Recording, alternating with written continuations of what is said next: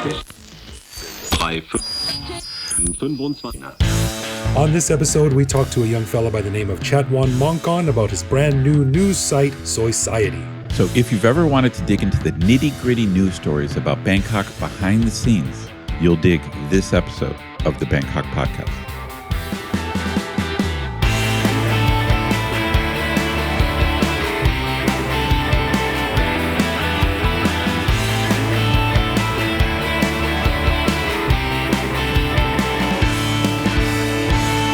Sawadee krap, this is the Bangkok Podcast. My name is Greg Jorgensen, a Canadian who came to Thailand in 2001, but has since seen his native-born skills with a Z deteriorate, such as snowball making, ice skating, and firewood chopping with an axe. And I met Knut, an American who came to Thailand on a one-year teaching contract over 25 years ago, fell in love with trying to tell the difference between hairy, holy, and hoary basil, so I never left. I thought that was going to go in a real different direction. I don't know what the difference is. I would love for someone to give me a little bit of a taste test so I could figure it out. Well, it was a bit of a deep cut. So you and I did talk about it on the bonus show. So listeners out there, if you want to know the secret to basil in Thailand, become a patron. Yeah, I still would like a little taste test though. I might have to go out and look for it. Yeah, let's do that. Can you imagine trying to explain the difference in Thai to like some shop worker? Like, no, I'm trying to find the 3 different types of basil. Kapow, and then mangling the names of the other ones. It would be just maddening.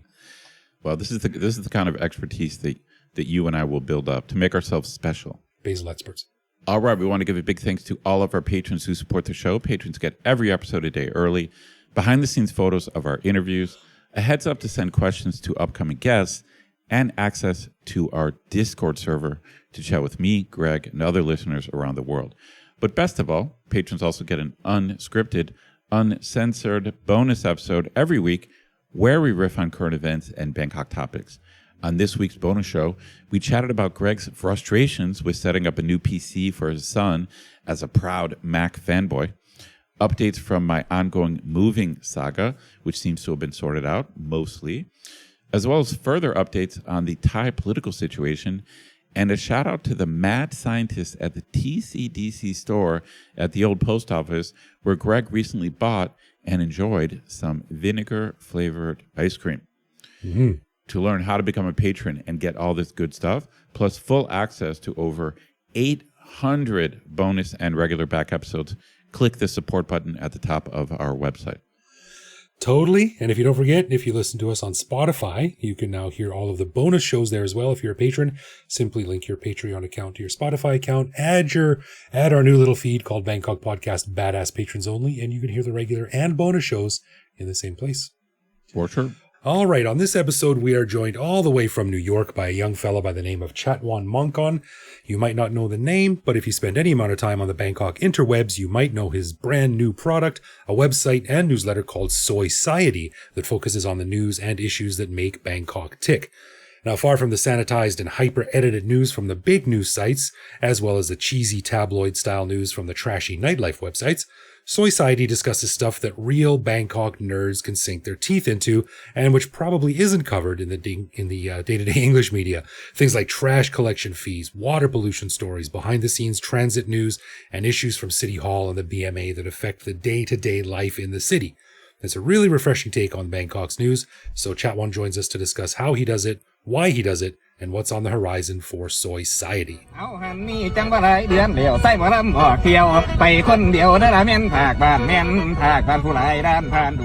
Well, we are very happy to be joined by a young fella by the name of Chatwan Mongkok, and there's no superlatives there, no kuns, no misters, no senior titles or anything like that, just plain Chatwan, as we have been instructed. Kun Chatwan. Oh, sorry, Chatwan.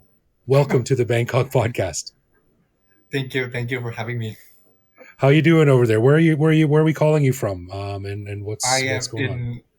Yeah, I'm in New York right now. Have been here for a few years now. I just finished grad school, but I plan to return to Bangkok probably by the end of the year, December or January. Oh, okay. Permanently? Yes, I hope so, yeah.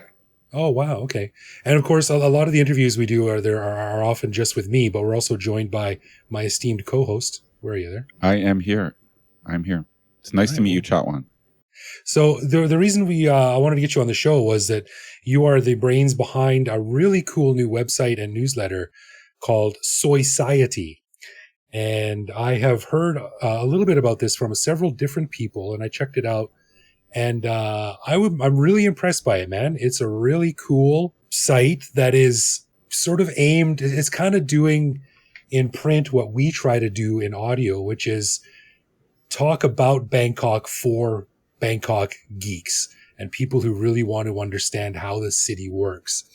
And I think because you're Thai and can obviously read Thai much better than we can, you're able to get sort of a little bit deeper into some of the issues.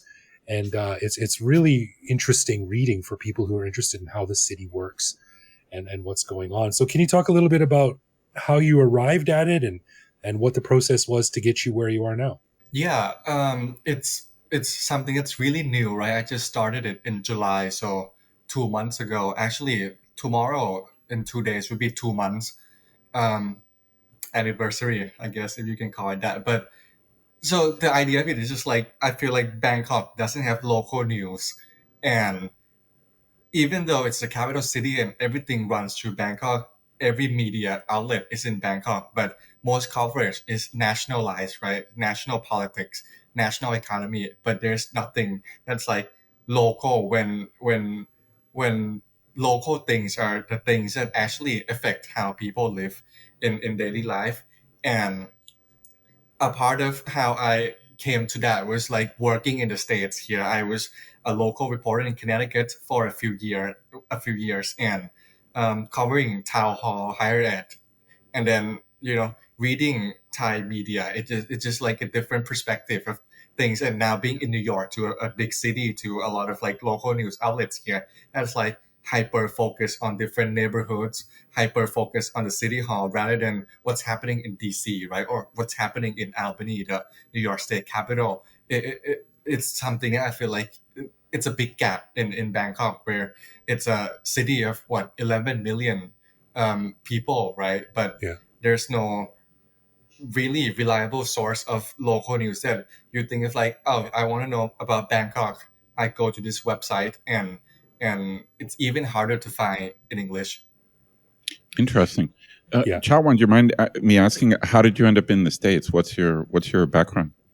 Yeah, I went to high school in Thailand um, until like 10th grade, I think, and then I came here for a year for like an exchange year, for a year in Michigan, and then I just applied for college here. So I skipped 1 year of high school because I graduated from high school here and I got like a real diploma. Um, so I went to first year of college in Seattle, and then I transferred to Connecticut for journalism school. Oh, so you did go to journalism school. Cool. So that's your Yes. proper training. That's awesome. It's funny that you mentioned like a lot of the English language. Like, so you were talking specifically about English language reporting on Bangkok because Society is an English publication. And you're right. You hit the nail on the head, because a lot of the times us foreigners, I mean, the whole project of the podcast here is for us to try and figure out Thai culture and language and society and our place in it. But it's often there's that barrier, no matter how, unless you're really fluent in the language, it's really hard to dig past a certain level. And one of the things I'm constantly surprised at when I'm reading random Reddit threads and things like this is how much resources are out there for people to see that we never get exposure to, that we don't know about. And for an example, on one of your recent stories, you did something on a bunch of dead fish and wastewater fees, put Bangkok polluters on notice. That was the headline. Interesting story. But you also linked there to a map that lists all of the public bathrooms in Bangkok, which is crazy useful. I had no idea that existed. And I think that's the kind of stuff that Society can really expose and get to and tell people about. Yeah, I feel like one of the goals for local news, right, is besides keeping people informed, is also make people feel like they are part of something, they're a part of some community, right? And um, my hope for society was it for it to be like a useful tool. Um, like we're not trying to report on breaking news or who just became the prime minister, right? We're trying to look into things that's like more useful in like day to day life, and that can be like small things like trash fees. Like I think yesterday there was a headlines on Bangkok finally got that recognition designation, I guess, as like low pollution or something, low pollution zone. I think that's in English. Oh, But then all the headlines are like, yeah, they got this resignation designation, but what does that mean? Like, what does that mean for like people day to day life, right? If they drive a car, what does that mean for them? And then there are actually like three things that Bangkok are trying to do right now, and it actually affect drivers, and they have to inspect their cars to see like the black smoke if it is like up to their standard, or, things like that I feel like goes underreported a lot. Yeah, you're right. And let me just read real quickly from just the front page of the site here. Dead fish and wastewater fees put Bangkok polluters on notice. Bangkok's 15-minute parks show no health benefits, study finds. And this is what you and I were talking about on last week's show. Green line extension may leave commuters a kilometer short. 77% of vegetables from inner Bangkok are contaminated. These are the day-to-day things that you don't read about in the post. I saw that headline about vegetables. That's kind of scary. Yeah. Chatwan, are you scanning Thai sources? So is part of what you're doing translating stuff available in Thai and making it available in English? Yeah, most of the time, yeah. Yeah, so like doing this first phase, my goal was to just like summarize things, right, from Thai sources. But some of the issues, it just like don't exist in Thai. For example, like some stories they have like this public report from the BMC, right, the council, but then nobody even reported that on that in Thai. I think I wrote about that on, if you scroll down, is the trash fee story, and Mm-hmm. then Bangkok Health Clinics story. It was this report from the BMC on how the waste system is not ready for the cities increasing the trash collection fees, right, from 20 to 60 unless you sort your trash. And then there's a report on how there's like a major staff shortage at public health clinics. It's not something that I don't think non-Thais would use, because yeah, but it's something that like even in Thai media it's not being reported in there. Yeah, that's interesting because like I don't use clinics. I just go to the hospital, mostly because my wife works at a hospital and I have to. That's the rule. But nonetheless, these kind of stories give you sort of that sort of intangible texture of how the city is working, the pressures that it's dealing with, and the bureaucratic stuff that normal people might not notice but definitely feel. You know what I mean? So even if the story is not directly relatable to me or to someone reading it, it still gives a very good picture of, like I said, of how the machinery of Bangkok is working. Chatwan, are you so you're not providing news in Thai, or are you linking to Thai sources, or no? Yeah, I'm linking to Thai sources. I'm trying to find a way to link to the thing that's most useful. Like if I can find that source in English, most of the time I can't. But I'm seeing if there's a way I can link to, like I can put that original source through like a translation tool, Oh, I and see. then I can link to the result of that translation tool. I ran a poll a few weeks ago to see if people like how well they are in Thai, in reading Thai and in speaking Thai, and most of them cannot Right. speak Thai. Like the initial goal was this to both target non-Thais and then bilingual Thais, right? But so far the majority of the readers are non-Thais right now. So I'm trying to find a way that works for them. But another thing that I've been hearing also is like people who don't speak Thai, right? Have no way of accessing those information anyway. So it's helpful for me to link Sure. to those sources in Thai. And Right. if they want to dig deeper on their own, they can put it through Google Translate or something, right? Right. No, I'm sure there's tons of stuff. I've often wondered about that because as Greg and I talk about on the show, like our Thai is pretty bad. I mean, I think we can both read kind of slowly, but I'm nowhere near able to read a newspaper article. It would take me a whole day to read a newspaper article. Yeah. Yeah. And I I mean, was just there are things like, say, for example, like when there's like a public hearing on Green Line extension, right? The Bangkok Post or the Nation may report on that, but then there are like public documents out there about here's the details of the plan, here's what the study Right. entailed, here's what they heard from the people, and those sources don't link to that. Even Thai sources don't link to that. You just have to like navigate the internet to find that. it's funny. Years ago, probably about 10 years ago now, when the new train extensions were just about to open, or they were getting ready to open, the only maps I could find online were these beautifully designed maps that only showed like 45 and 90-degree angles of all the train lines, and they didn't give you any sense of scale or where the lines actually ran. So I thought, well, the hell with this. I'm going to build my own Google map with an overlay on the actual streets where the thing is going to run.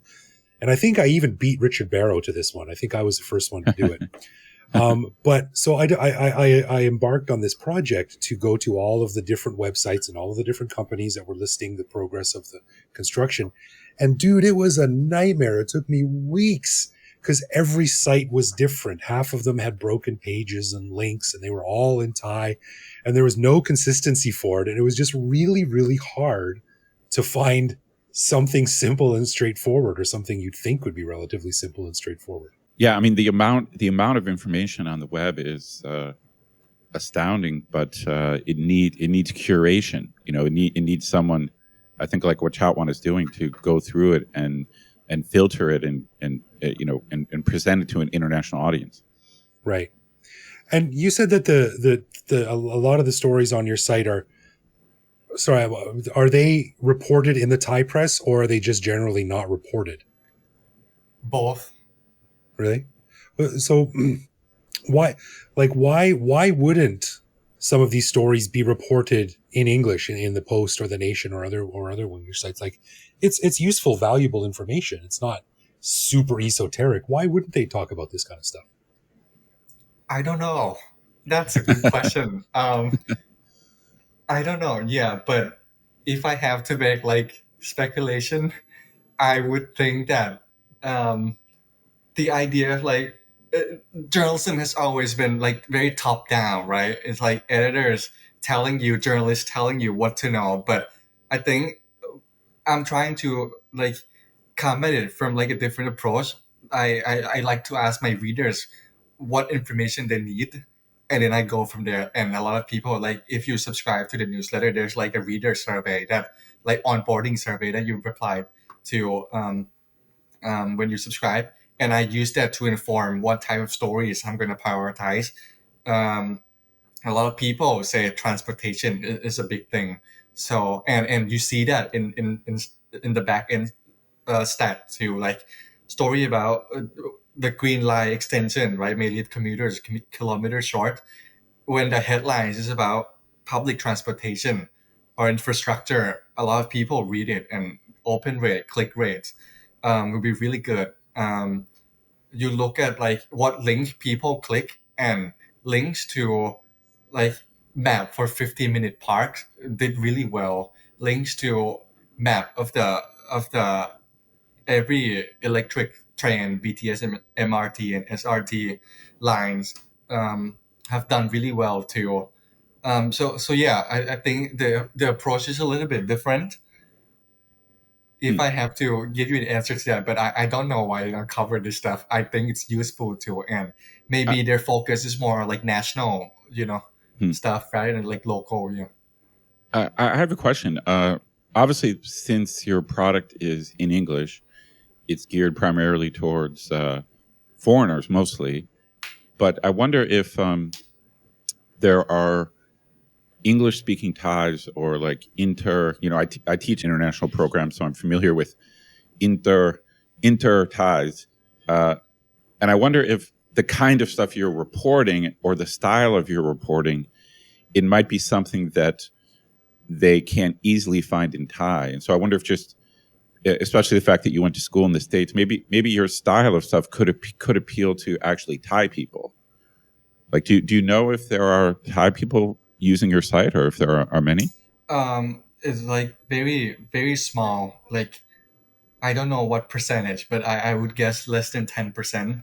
Hmm. Um, Now, yeah. when you're curating, is your framework, this is for anyone living in Bangkok, or is your framework expats would want to know this? Right now, when I started, it was like everyone, but right now I'm narrowing it down to expats now. Okay. Um, yeah, say for example, like I don't write much about the BTS fare anymore because it wouldn't have applied to expats anyways, right? Oh, I see. Okay. Oh Um, yeah, because we have to pay the full fare, right? We don't get the 20 baht fee. right, yeah, Yeah, that's bullshit. Don't get me and started on that. yeah, and yeah. Does it make sense? I'm trying to think of like how I should respond to this, but like No, I think yeah, you're right that stuff that I write can sometimes be found in Thai sources too, but the way I write it is like sometimes they write about this thing, but then if you want context about that particular topic, you have to go find stuff that they wrote about this also, but 2 months ago. But then I'm trying to do like here's what happened, what's driving the news this week, or for this particular topic, here's the big picture, here's the context that you need, here's why it matters to you, and here's what you can do next. I think that's the key phrase is that I find as a thread throughout your site is that why does this matter to you? Hmm. Which I think is, Right. is very much appreciated. You know. I'm going to throw this out there. I don't want to be too harsh on other sources, but I really feel that the English language news in Thailand, I feel like it's just gotten worse over the years. It's just degraded. I think part of it is that you have traditional outlets that were geared towards like old school newspaper stuff. And of course, that business model has completely collapsed. But I just feel that those institutions have gone down. I mean, I won't name them, but I just feel like I hardly ever go to them. I mean, occasionally I come across a link, and so I do read them sometimes. And then there are some newer sources in English that they do have a lot of stories, but it's very like it's overridden with like ads, and Yeah. it's kind of, I don't want to say sketchy, but it's very web based, and I feel like it's been SEO to death, and it's just there's like 3 ads for every story, and I don't know. So I actually think right now there is, I don't know of a really quality news source in English. I don't. I would throw out some names, but I don't know of a great English language news It's not source. so much the best as is like the least worst. It's like choosing That's a right. politician, right? No, you're right. There isn't a really good one, Yeah. except maybe Soiciety. Maybe that's going to be the answer. Hope so. Yeah. Yeah. So you send out a newsletter too. Can you talk a little bit about how that's structured? Oh, it's just like newsletter. So I send it out every Sunday, and that's the main distribution channel right now. Everything I post on social is try to get people to convert to newsletter. Because I think having a newsletter allows you to have that like direct relationship with your readers, and it I feel like it's more sustainable in a long way in terms of like that relationship that you build compared to, because you own your audience, right? You own your list. If you distribute on say Facebook or Instagram, then it kind of like depends on the platform if they're gonna push your stuff out. Hmm.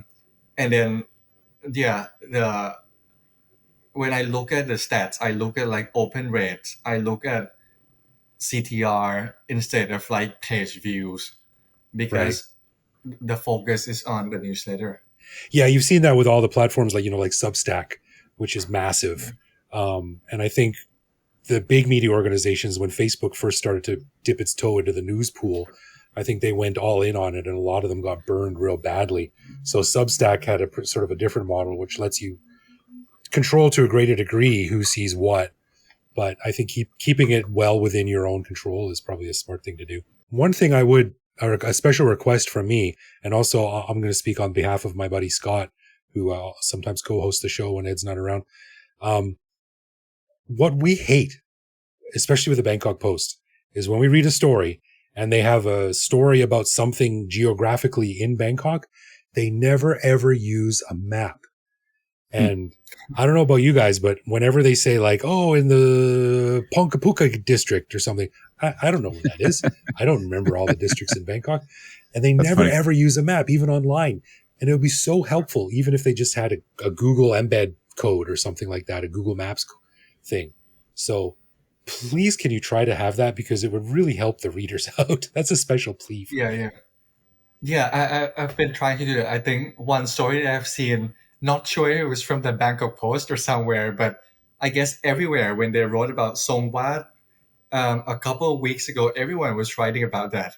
Yeah. But and I looked through comments, people were like, so the only thing you forgot to say was where the location is. Where it is.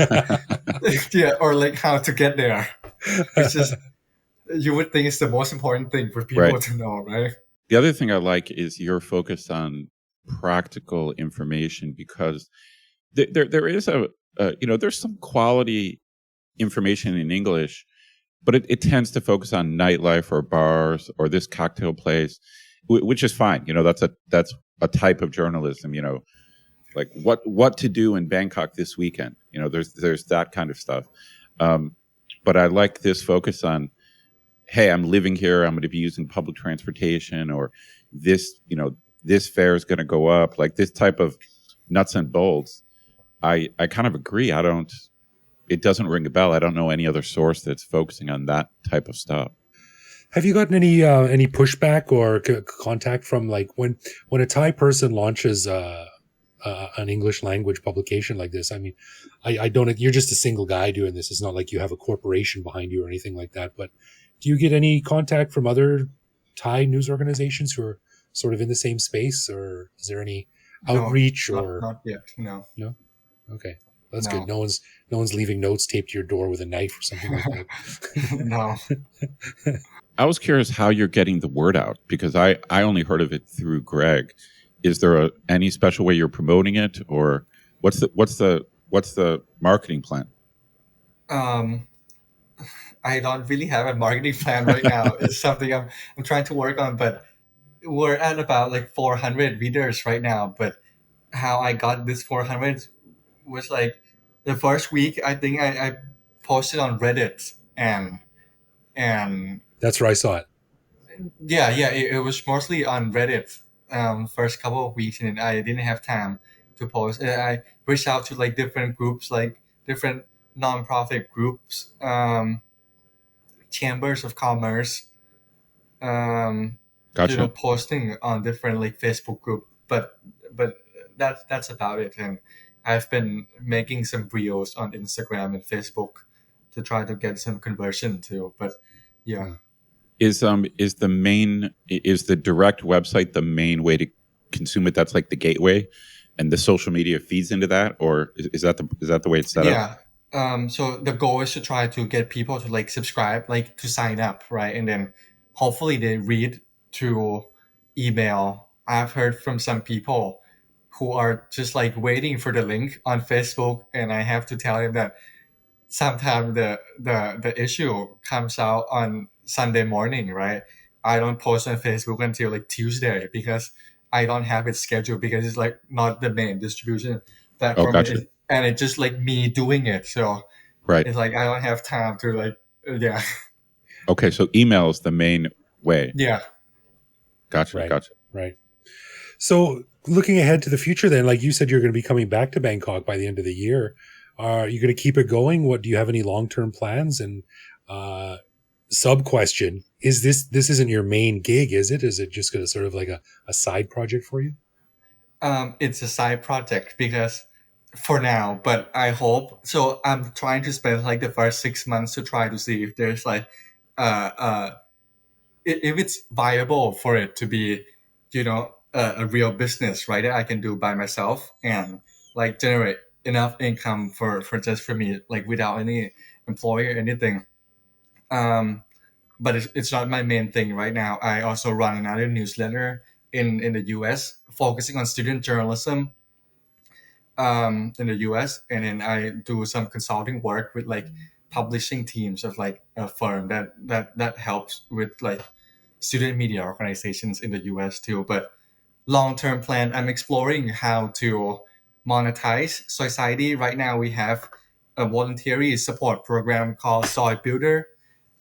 There's no benefits to it whatsoever besides like getting a shout out and then have your name listed on the supporter wall. But we have like um 15, 16 people on Nice. that already. But I'm like brainstorming premium perks for it. I'm thinking maybe look into like original reporting. So the goal for this to be a tool that's useful for people, right? So I'm thinking of original reporting on stories. Like I already thought of the section. So the main newsletter is like from the main road because it's soy, right? And then from the main Right. road is like from government or from like official channels, and then Right. another section is going to be like from the soys, which is like stories about say business feature of a foreigner, and then they talk about challenges they had to overcome in opening a business as a foreigner, and then here are like advice or here are like action items you can if you want to open a business, do here are action items you can do, um, things like that, but look into more original reporting. I thought about like public bathroom reviews, how clean different public bathrooms are. Yeah, so that's That's that's another stage, and I'm thinking about like reaching out to like potential sponsors too. But the goal is to keep this main newsletter free though, and then other premium products will probably charge or be paywall. years ago. I had an idea to make an app on your phone that would show you the nearest good public bathroom in Bangkok, but never went anywhere. I thought that'd be I interesting. like it. Anyway, So Chatwan, I hope this project works. I love the concept. I really think there's just a shortage of quality stuff in English. It sounds weird because there is a lot of stuff out there, and you can find good stuff. But I think what you're doing, like I said, is you're kind of funneling it and focusing it on people living in Bangkok and their practical issues. And I like it. I think it's a cool idea. yeah, I think it serves it fills a hole, and there's really good um, newsletters out there and websites too that deal with things that I'm interested in. There's Thai Island Quest by my buddy David Lukens. There's Future Southeast Asia by James Clark, which is really good. What's his name? Ken Lohatapanon. He also Yeah. writes pretty good stuff in English. Our buddy Saxit also does really good stuff in English. But each of those things has a very specific niche that has nothing to do with Bangkok, which is where my interest lies. So I think Society is a really great project. And like Ed said, we wish you the best of luck. And everyone definitely sign up for the newsletter like I have. It's a great sort of summary of what's going on and gives you a really unique insight into the city that we are trying to figure out every day. Greg, when you first sent me this concept, I thought you were misspelling the word society. I'm like, is that a typo? I'm like, is that a typo? So, I'm listeners, a better typer than that. It's Soiciety, SOI. Yeah, if That- I can explain the meaning behind that, I spent a lot of weeks and days brainstorming that name. So I thought it was supposed to be something that's like useful and practical information, right? And I feel like life in Bangkok happens in soys, right? So I'm like soy plus society, so I like it. society to reflect that like urban focus. I like it. It makes sense to me. Well, Chatwan, thanks for coming on and chatting to us. This is really cool. Where can people find you on the website and on socials? Yeah, you can go to soiciety.com. That's Ciety.com, Yeah. and then you can put your email address there. And on Instagram it's soiciety.bkk, and on Facebook it's just Soiciety. Right. Okay. Well, Cool. thanks, man. This is really cool, and continued success with this. And I hope to see it grow and be around for many, many years, giving us the good stuff. So we will have to hopefully invite you to one of our meetups when you're back in town, and we can have a beer. Thank you for having me. Thank you, man. Very good to meet you. จังบ่หลายเดือนเดียวใส่หมอลำออกเที่ยวไปคนเดียวเด้อละแม่นภาคบ้านแม่นภาคบ้านผู้หลายด้านผ่านดูเทียด And just to be clear, that's not my Canadian accent messing things up. That's Soiciety, Soiciety. Man, like I said, I really hope it succeeds. I like his, I don't know what to call it. I mean, his practical approach. Like he's almost saying, hey, I'm not going to do sexy stuff. I'm not going to do flashy stuff. I'm not going to try to grab people's attention with, nightlife stories or, like how to marry a bar girl in 5 steps. Like he's totally, you know what I mean? His approach is, no, I want to have useful stories for people who live in Thailand, primarily expats. It's kind of nuts and bolts. Like as he talked about, it's kind of like local, like there's a lot of local news outlets in the States that he now understands how it works.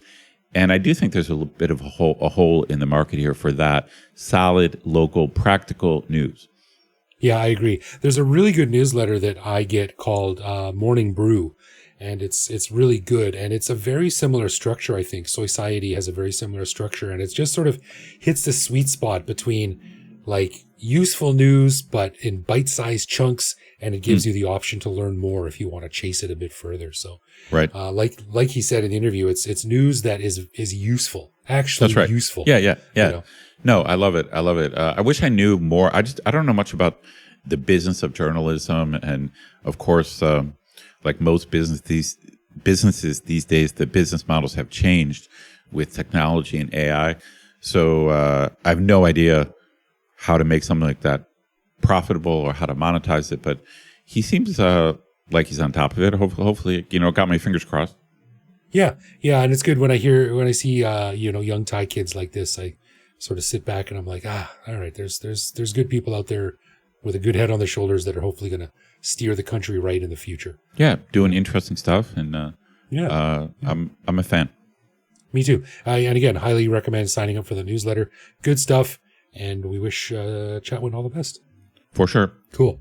All right, let's get into some love, loathe, or live with, where one of us picks a particular aspect of living in Bangkok, which we discuss to decide if it's something we love about living here, loathe about living here, or have come to accept as something that we just have to learn to live with no matter how we feel about it. And this weekend, I got something fairly esoteric for you. Okay. More esoteric than basil? I think probably about on the same level. But, recently I just got back from a trip to Canada with my son. And one of the things we always joke about is the strangeness of being able to just get a cup and drink water right from the faucet without worrying about anything, right? Right. But one thing I also noticed, and I want to know how you feel about this, was that in the kitchen, in the bathroom, anywhere in the house, you have 2 faucets, hot and cold. And for me, when I was there, the hot tap makes the water like hot, dude, like nearly boiling hot. Oh, you mean when you were back home? Yeah. And the cold makes it real cold. Now, in every place I've lived in Thailand, there isn't that. There's a single tap for lukewarm. Right. So do you miss that dual temperature thing on the taps, or do you prefer the lukewarm one? This is a great question. It is a bit of a deep cut. This is the exact kind of thing you could add this to the list of things like putting ice in beer. I remember when I first got here and I was dealing with kind of this single tap situation, the lukewarm, and I thought it was like really odd and I didn't like it. So when I first came here, I was just like, where's the hot water? Where's the cold water? It seemed like a big deal. But then I think in a couple of months, I just got totally used to the way it is here. Right. So I hardly ever think about it anymore, except when I go back home and I'm like, oh yeah, like real hot and cold water. It's one of those things that the ice and beer thing. was a bigger deal where I just said to myself, I'm never going to do this. And then it was one of those jump cuts in movies where you immediately jump to the person doing the thing. Record scratch. But it probably, I don't think I put ice in beer for a year or so. I don't know. I mean, so I did hold out for a while, but I think it probably after a month, I got used to having lukewarm water. Yeah. It was funny because when I was back there, I turned it on. And like I said, the water that was hot was like steaming hot. Wow. Okay. And then the cold water was ice cold. Right. But what I ended up doing most of the time anyway was turning on a little bit of the hot, a little bit of the cold. Right. And sort of finding a temperature in the middle, which is what Bangkok has by default anyway. So, True that. It could be a little bit hotter maybe if you like washing your face or something, or a little bit colder for something else. But I think the Thailand way of just having a simple faucet with room temperature water is probably a very acceptable. Yeah, it's fine. It's fine. So I'm certainly a live with. I'm definitely a live with. I'm not a love because it's like it is what it is, but it doesn't bother me in the slightest. Well, next week we can discuss the issue of water pressure, which I have a lot of opinions on. And when I move to this new place, I think I'm going to try to put my water tank on the roof so I can have more water pressure. So that'll be our discussion next week. Skinless Ed joins the podcast. No, I'm a big water pressure guy. Up to a point. All right. A final thanks to our patrons who support the show. Patrons get a ton of cool perks and the warm, fuzzy feeling knowing that they're helping in our never-ending quest for cool content. Find out more by clicking support on our website. And connect with us online. We're Bangkok Podcast on social media, bangkokpodcast.com on the web, or simply bangkokpodcast@gmail.com. We love hearing from our listeners and always reply to our messages. True that. You can also listen to each episode on YouTube. You can send us a voicemail through our website. We'll feature that on the show. Hit me up on Blue Sky, BKK Greg. Thank you for listening, everyone. Take it easy out there. And we'll see you back here next week. Absolutely.